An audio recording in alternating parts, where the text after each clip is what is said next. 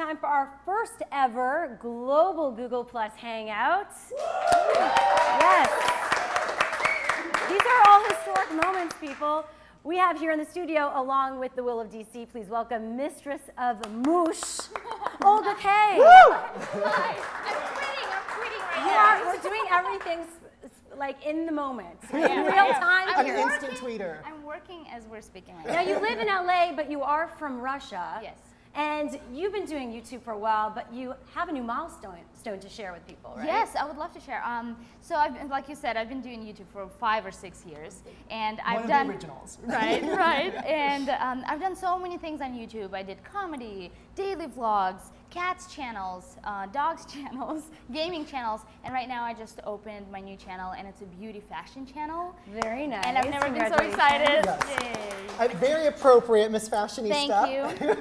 Now it's evolved for you so much, right? How has it changed? You're getting more opportunities than ever before. Yes, for sure. But also, like, even my work process changed. I used to film with my laptop. I would run around with this laptop with the eyesight, filming around islands all over LA and anywhere that I traveled. Now I have, you know, good cameras and lighting and writers and editors, so there's so much change. It's a whole business. Well, we also have our superstar Google Plus Hangout from around the globe. Lindy from Bub's Beauty in Hong Kong, Peru's Jose Romero, and from Auditing the News, please welcome Michael Gregory. Hey guys. Hey. Woo! I want to hear you guys out here if we can.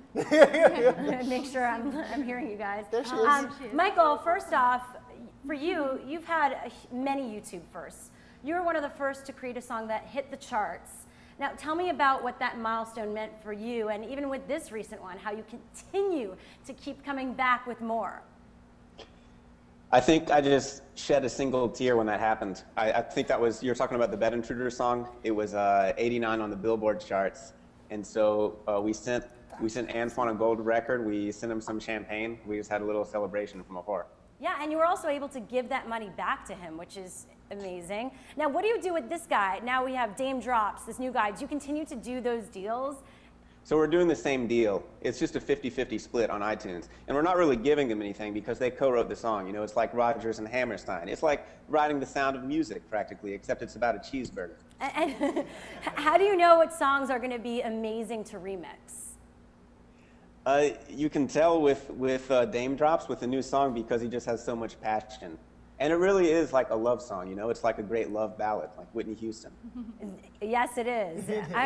I was feeling it. So we also have Jose in Peru, who's really one of the only YouTubers in Peru that has been a breakout star. Jose, when did you first see your videos starting to get traction? Hey, Shira. Well, like in Peru, I started 2 years ago. And in Peru, like YouTube was used just basically to watch music videos or sport videos. So I started this show, this clip show, and I started realizing after I got like a lot of buzz in social media. So when I got like to like 2,000, 3,000 fans, I was like, oh man, this is gonna be something, you know, and then started snowballing around.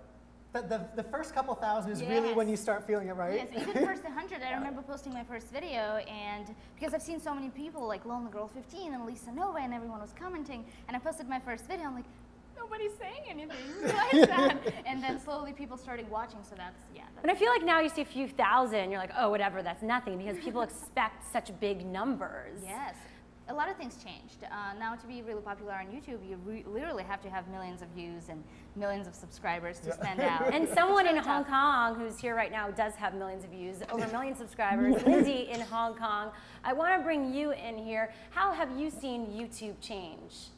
I did some stuff. Well, like a lot of people back then, there was, it's all by webcams. It was fine, but these days, we're in the digital age and it's all about high definition. So sound quality is important, picture quality is important, lighting is very important, and there's just been such an explosion of YouTubers, which is awesome. And now for you, you do a lot of makeup and beauty videos, but it's also important for you to connect. Like, how do you continue to connect with your fans and inspire? I know that's a big theme for you. Well, as you get more subscribers, it can get pretty tough, but we just continue to inspire. Just I always try to touch base with them constantly through Twitter, through my Facebook official fan page. And recently I was in a music video and I got to hang out hundreds of them, and they're so sweet because they even brought like engagement gifts and stuff. So they're really, really thoughtful. I want to go through each of you, your own YouTube milestones. What was a turning point for each of you? I'm going to start with you, Jose. Like milestone for me for YouTube, like when I watched like a first video go viral, that for me was like so special, because you know basically like YouTube gives a window of the world to anyone. So I just felt that was like super important. Just people just sharing moments, videos, experiences through YouTube, going viral. It's pretty big. Because I mean, while being in Peru, he definitely has a huge worldwide audience. We have a lot of people talking in the chat right now going, Mox, Mox, Mox, Mox, Mox. So they're very excited to see Hello, him. Peru. Hello, everyone. Where are you all from? Let us know in the chat room. We'll give you a shout out right now. What was a turning point for you, Olga?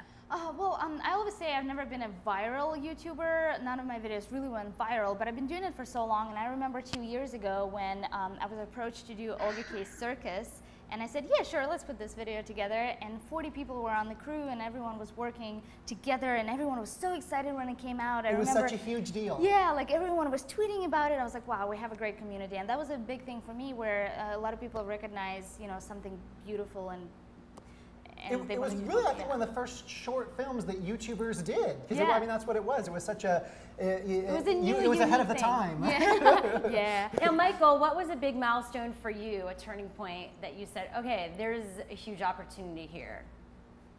The first milestone was when somebody other than my mom commented on a video. It was like, what? Somebody watches this. You're just like, I did it at last. Free at last. That's a leap. It definitely is. But then at that point, you get fans, you get people watching. Is there a lot of pressure to continue to create that huge hit?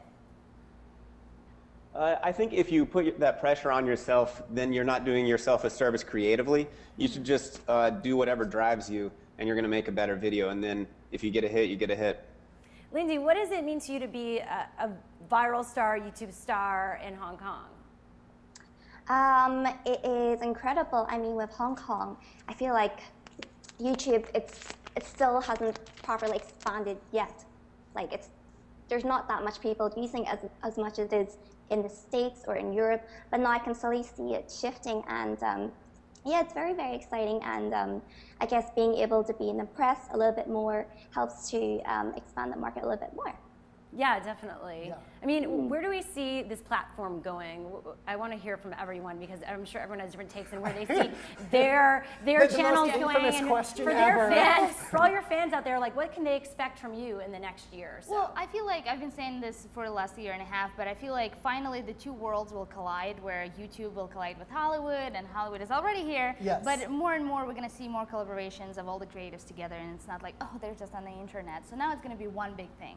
Will? Yeah, I think it's impossible to predict where YouTube's going to go, but I think that the more people get involved, especially the more people in Hollywood, and not just, you know, Hollywood, but just kind of in all traditional mediums, it's just going to benefit everybody. Hopefully we'll see you on another show, because I know you just ended your daily show, Will. But yes, you're here for this week. I'm here for you. I'm always here for you, Shira. Now, I want to go to our global folks, Jose and Lindsay, where you see the future of this platform based on where you are in the world.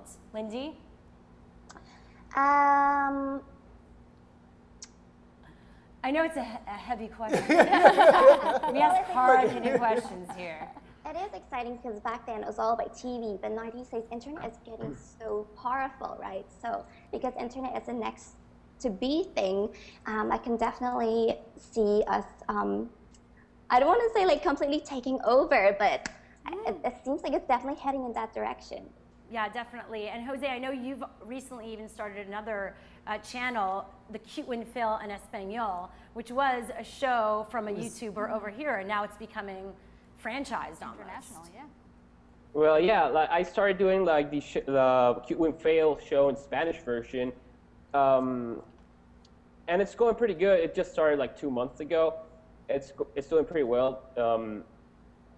And to answer your question about YouTube in Peru, I don't know where it's gonna go, but I know it's gonna be the future, because I started doing YouTube videos because I was my inspiration was based off American YouTubers. So what I wanted to do with my show and what was going on in Peru and YouTube is just inspire people to make more videos so they can get into this culture, you know? Get into the culture and more people can become YouTubers. Definitely. What do you have to say to all your fans watching? We have a ton of them in the chat room.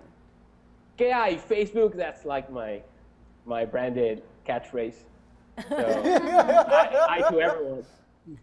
Hola, Peru. Yeah, represent. Yeah, Peru for the win. Yeah. Hopefully you'll come to LA at a certain point soon too. And Michael, finally for you, I know you're going to be going to TV maybe soon with the brand, with AutoTune the News. Did you expect that you guys were going to be where you are today? Never ever, never in a million years.